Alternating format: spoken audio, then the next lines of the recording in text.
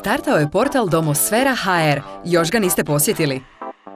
Svi su već na Domosferi. To je potpuno drukčiji portal za kupoprodaju nekretnina, stil življenja i kulturu stanovanja. Novi portal predstavljen je na konferenciji za novinstvo, a već je i na snimanju spota bilo zabavno.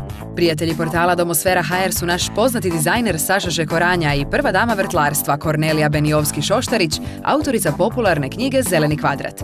A to je sjajno zapravo, to je kao jedna veliki market, jedna velika tržnica na internetu na kojem čak dobijaš i recepte i zapravo samo ideš kroz tu tržnicu i biraš stvari i zapravo radiš ono što ti je idealno u odnosu na novac koji imaš i mogućnosti zapravo koje imaš.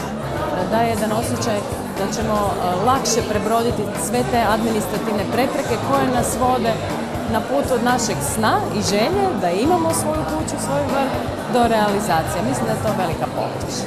Domosfera je mnogo više od portala za nekretnine. Uz široku ponudu nekretnina i to na 5 jezika, ovdje ćete naći popuste i akcije partnera Domosfere. Možete dobiti savjete arhitekta, dizajnera, bankara i pravnika. S užitkom možete pročitati kolumne o trendovima o uređenju doma. Na Domosferu se možete registrirati i to tokenom Zagrebačke banke, a tada dobivate mnoge pogodnosti. Domosfera.hr je jedinstveno mjesto koje povezuje ljude, informacije, savjete i usluge u svijetu nekretnina. Zaboravite zamorno lutanje po oglasnicima i trgovinama i samo utipkajte Domosfera.hr.